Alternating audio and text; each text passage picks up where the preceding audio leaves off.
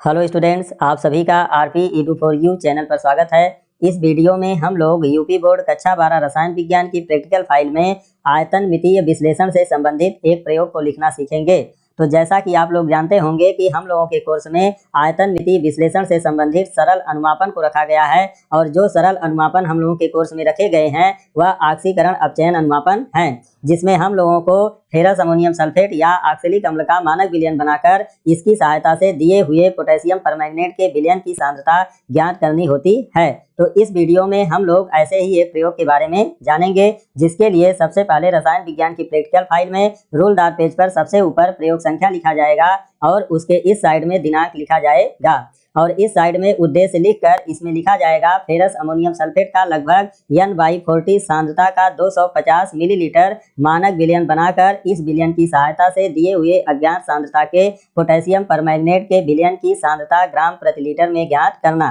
तो इसमें लिखा गया है फेरस अमोनियम सल्फेट का लगभग N/40 सांद्रता का 250 मिलीलीटर मानक विलयन बनाकर। तो इसमें देखिए N/40 का मतलब होता है कि फेरस अमोनियम सल्फेट के विलयन की नॉर्मलता का 1/40वां भाग। तो यहाँ पर N जो होता है, N विलयन की नॉर्मलता होती है और नॉर्मलता के बारे में आप लोग जानते होंगे कि किसी विलयन के 1 लीटर में उपस्थित पदार्थ के ग्राम तुल्यांकों की संख्या को विलयन की नॉर्मलता कहते हैं। तो N/40 का मतलब हुआ N गुणे 1/40 यानी नॉर्मलता का 1/40वां भाग। यहाँ पर जो मानक विलयन लिखा गया है इसका मतलब होता है कि वह विलयन जिसकी सांद्रता ज्ञात हो। तो यहाँ पर जो फेरस अमोनियम सल्फेट का विलयन होता है इसकी सांद्रता ज्ञात रहती है, इसलिए इसको मानक विलयन कहते हैं। और जो दूसरा विलयन होता है वह पोटेशियम परमैंगनेट का विलयन होता है, इसको अज्ञात सांद्रता का विलयन कहते हैं क्योंकि इसकी सांद्रता हम लोगों को ज्ञात नहीं रहती है और इसको ज्ञात करनी होती है। तो आगे इसमें लिखा गया है आवश्यक सामग्री। तो यह ऐसी सामग्रियां या उपकरण होते हैं जो हम लोगों को प्रयोग में प्रयोग करने होते हैं। तो इसमें जो आवश्यक सामग्री लिखी गई है वह है पीपेट, ब्यूरेट, मापक फ्लास्क, वाच ग्लास, रासायनिक तुला, कोनिकल फ्लास्क, आसुत जल, कीप, वाट box, ferrous ammonium sulphate, potassium permanganate का विलयन, तनु H2SO4 इत्यादि। यह सब ऐसी सामग्रियां या उपकरण होते हैं जिनका प्रयोग इस प्रयोग में करना होता है। इसको आप अपनी प्रयोगशाला में जाकर देखकर समझ सकते हैं। आगे इसमें सिद्धांत लिखा गया है और इसमें लिखा गया है इस अनुमापन में तनु सल्फ्यूरिक अम्ल की उपस्थिति में पोटेशियम परमैंगनेट फेरस सल्फेट को फेरिक सल्फेट में ऑक्सीकृत कर देता है और स्वयं मैग्नस सल्फेट में अपचयित हो जाता है। परिणाम स्वरूप पोटेशियम परमैंगनेट का गुलाबी रंग गायब हो जाता है। अंतिम बिंदु पर जब संपूर्ण फेरस आयन फेरिक आयन में बदल जाता है तब पोटेशियम परमैंगनेट का गुलाबी रंग गायब नहीं होता है। तो इसमें लिखा गया है इस अनुमापन में तनु सल्फ्यूरिक अम्ल की उपस्थिति में पोटेशियम परमैंगनेट फेरस सल्फेट को फेरिक सल्फेट में ऑक्सीकृत कर देता है और स्वयं मैग्नस सल्फेट में अपचयित हो जाता है। तो सबसे पहले देखिए यह जो तनु सल्फ्यूरिक अम्ल होता है वह पोटेशियम परमैंगनेट से क्रिया करता है और नवजात ऑक्सीजन उत्पन्न करता है। जो नवजात ऑक्सीजन यहाँ पर उत्पन्न होता है वह फेरस सल्फेट को फेरिक सल्फेट में ऑक्सीकृत कर देता है।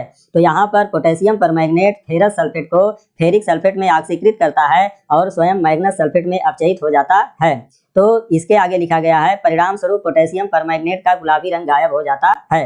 तो जब तक पोटेशियम परमैंगनेट फेरस सल्फेट को फेरिक सल्फेट में ऑक्सीकृत करता रहता है तब तक पोटेशियम परमैंगनेट का गुलाबी रंग गायब होता जाता है। परंतु अंतिम बिंदु पर जब संपूर्ण फेरस आयन फेरिक आयन में बदल जाता है तब पोटेशियम परमैंगनेट का गुलाबी रंग गायब नहीं होता है। यानी जब फेरस आयन फेरिक आयन में पूरी तरह से बदल जाएगा जितना विलयन में उपस्थित होगा तब पोटेशियम परमैंगनेट का अपचयन नहीं होता है, जिसके कारण पोटेशियम परमैंगनेट का गुलाबी रंग गायब होना बंद हो जाता है। इसको हम लोग इस समीकरण द्वारा व्यक्त करते हैं जिसमें लिखा गया है 2KMnO4 + 3H2SO4 बराबर K2SO4 + 2MnSO4 + 3H2O + 5O। यह जो 5O है ये नवजात ऑक्सीजन है। यह जो नवजात ऑक्सीजन होती है इसको गुरु कोष्ठक में लिखा जाता है और ये परमाणु के रूप में होता है जिससे यह अत्यधिक क्रियाशील होता है। आगे इसमें लिखा गया है 10FeSO4 NH4 twice SO4 6H2O + 5H2SO4 + 5O। जो यहाँ पर नवजात ऑक्सीजन 5 निकलता है वही नवजात ऑक्सीजन यहाँ पर आकर जुड़ता है और यहाँ पर है बराबर 5Fe2SO4 thrice + 10NH4 twice SO4 + 65H2O। तो यहाँ पर देखिए यह जो 5O निकलता है वो यहाँ पर इस्तेमाल होता है और यह जो फेरस सल्फेट होता है इसको फेरिक सल्फेट में ऑक्सीकृत कर देता है। आगे जब इन दोनों समीकरणों को जोड़ा जाता है तो यहाँ पर एक समीकरण प्राप्त होता है जिसमें है 2KMnO4 + 10FeSO4 NH4 twice SO4 6H2O + 8H2SO4 बराबर K2SO4 plus 2MnSO4 plus 5Fe2SO4 thrice plus 10NH4 twice SO4 plus 68H2O। इस अभिक्रिया में पोटेशियम परमैंगनेट में उपस्थित मैग्नीज की ऑक्सीकरण संख्या +7 है। फेरस अमोनियम सल्फेट में Fe की ऑक्सीकरण संख्या +2 है। मैग्नस सल्फेट में Mn की ऑक्सीकरण संख्या +2 है और फेरिक सल्फेट में Fe की ऑक्सीकरण संख्या +3 है। तो इसमें देखकर आप समझ सकते हैं कि जब पोटेशियम परमैंगनेट मैग्नस सल्फेट में बदलता है तो यहाँ पर मैग्नीज की धनात्मक ऑक्सीकरण संख्या में कमी आती है, जिससे यह सिद्ध होता है कि पोटेशियम परमैंगनेट का मैग्नस सल्फेट में अपचयन होता है। जबकि जब फेरस सल्फेट फेरिक सल्फेट में परिवर्तित होता है तो इसमें आयरन की धनात्मक ऑक्सीकरण संख्या में वृद्धि होती है, जिससे यह सिद्ध होता है कि यहाँ पर फेरस सल्फेट का फेरिक सल्फेट में ऑक्सीकरण होता है। आगे इसमें लिखा गया है सूचक के बारे में। तो सूचक वह पदार्थ होता है जो रंग परिवर्तन करके अंतिम बिंदु की सूचना देता है। तो इस अनुमापन में पोटेशियम परमैंगनेट का विलयन स्वयं सूचक का कार्य करता है। इसमें कोई बाह्य सूचक मिलाने की जरूरत नहीं होती है। आगे है अंतिम बिंदु। इसमें लिखा गया है अस्थायी हल्का गुलाबी रंग, यानी अंतिम बिंदु पर पोटेशियम परमैंगनेट का हल्का गुलाबी रंग अस्थायी रूप से बन जाता है, जो फिर गायब नहीं होता है। आगे इसमें है पदार्थ की आवश्यक मात्रा। इसमें है 250 मिलीलीटर N/40 सांद्रता के मानक विलयन के लिए पदार्थ फेरस अमोनियम सल्फेट की आवश्यक मात्रा। तो यहाँ पर जो पदार्थ है वह फेरस अमोनियम सल्फेट है और फेरस अमोनियम सल्फेट को शॉर्ट में FAS लिखते हैं, जिसमें F फेरस के लिए होता है, A अमोनियम के लिए और S सल्फेट के लिए होता है। तो आगे हम लोग फेरस अमोनियम सल्फेट की जगह पर FAS को लिखेंगे। तो इसकी आवश्यक मात्रा W बराबर होता है X × E × V/1000 ग्राम।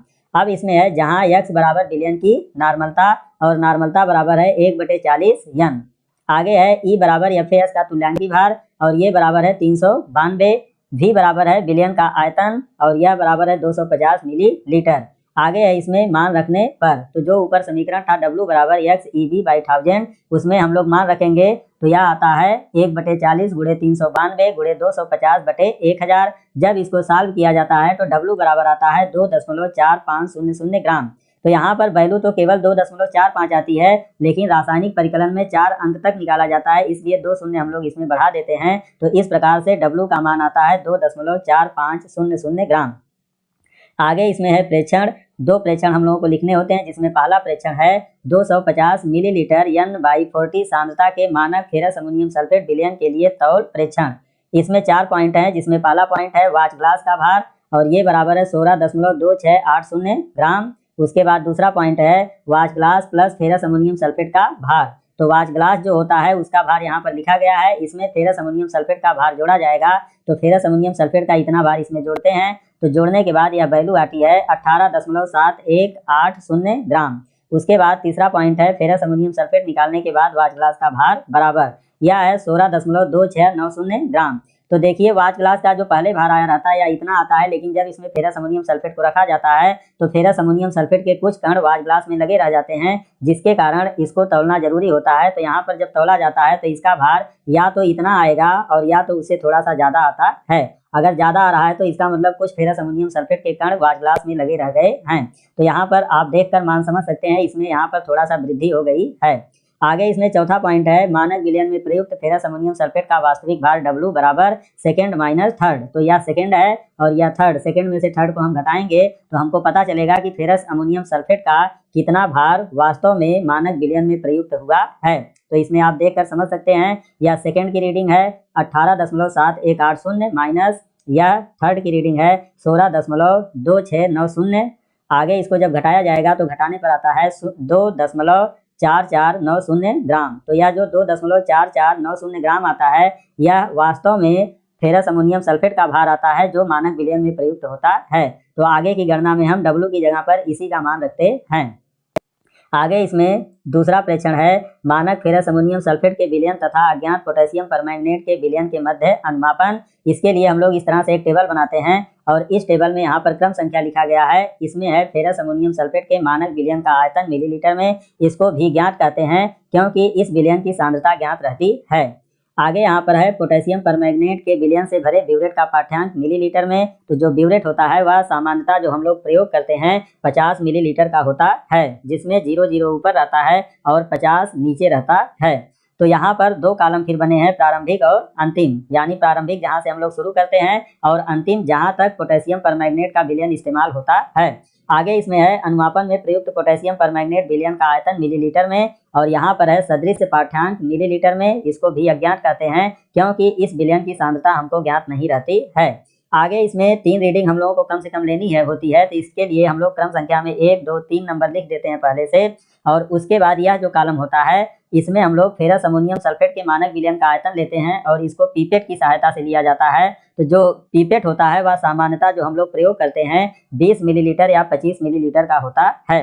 तो यहाँ पर जो हम लोगों ने प्रयोग किया वह 25 मिलीलीटर का पीपेट था, जिसके कारण इसमें 25 मिलीलीटर लिखा गया। आगे हम लोग ब्यूरेट में पोटेशियम परमैंगनेट के विलयन को भरते हैं और भरकर उसको शून्य के बराबर कर लेते हैं, और करने के बाद बूंद बूंद करके फेरस अमोनियम सल्फेट के विलयन में इसको गिराते हैं। तो मान लीजिए पहली रीडिंग आती है 24.8 पर, तो इसको हम लोग अंतिम बिंदु यहाँ पर लिखते हैं, और जो दूसरी रीडिंग आई वह 24.7 पर आई और तीसरी भी 24.7 पर आई। तो इस तरह से हम लोग इसको यहाँ पर लिख लेते हैं। अब इसको निकालने के लिए अंतिम में से प्रारंभिक को घटा दिया जाता है, यानी अंतिम जो आता है उसमें से प्रारंभिक को घटाया जाता है, तो पोटेशियम परमैंगनेट के विलयन की प्रयुक्त मात्रा ज्ञात हो जाती है। तो आप देखकर इसमें समझ सकते हैं, जैसे यहाँ पर 24.8 में से 0.0 को घटाया गया तो यहाँ पर आया 24.8, यहाँ पर 24.7 में से 0.0 को घटाया गया तो 24.7 आया, और यहाँ पर 24.7 में से 0 को घटाया गया तो यहाँ पर भी 24.7 आया। अब यह सदृश पाठ्यांक जो होता है इसका मतलब समान दिखाई देने वाला। तो यह जो 3 रीडिंग होती है इसमें यह 2 रीडिंग जो है वो समान दिखाई दे रही है, इसलिए इसको हम लोग यहाँ पर लिख देंगे और इसी को भी अज्ञात कहते हैं। आगे इसमें है गणना। तो गणना के लिए है अज्ञात पोटेशियम परमैंगनेट के विलयन की सांद्रता यस बराबर 4 × W × V ज्ञात × 31.6 बटे V अज्ञात × 392 ग्राम प्रति लीटर। आगे इसमें है मान रखने पर, तो यस बराबर हो जाएगा 4 × यहाँ पर W का मान रखा जाएगा, तो W का जो मान रखा जाएगा वह A वाला रखा जाएगा। आपको यह वाला मान इसमें नहीं रखना है क्योंकि वास्तव में मानक विलयन में केवल यह प्रयुक्त हुआ है, तो इसलिए यह मान इसमें रखेंगे, और यह मान है 2.4490, तो इसको लिखेंगे। आगे इसमें है भी ज्ञात, तो भी ज्ञात हमारा यह है 25 मिलीलीटर, 25 मिलीलीटर लिखेंगे। 31.6 पोटेशियम परमैंगनेट का तुल्यांकी भार है, और यहाँ पर ये भी अज्ञात है, तो भी अज्ञात हमारा है 24.7, इसको यहाँ पर लिखेंगे। 392 फेरस अमोनियम सल्फेट का तुल्यांकी भार है। तो इसको रख के जब गणना की जाती है तो पहले इतना आता है और इसके बाद फिर इतना आता है। तो इस प्रकार से हम लोगों को दिए हुए पोटेशियम परमैंगनेट के विलयन की सांद्रता 0.7993 ग्राम प्रति लीटर ज्ञात होती है, और इसी आधार पे हम लोग परिणाम लिखते हैं। दिए गए पोटेशियम परमैंगनेट के विलयन की सांद्रता 0.7993 ग्राम प्रति लीटर ज्ञात किया। तो इस प्रकार से यह प्रयोग पूरा हो जाता है। वीडियो देखने के लिए बहुत बहुत धन्यवाद।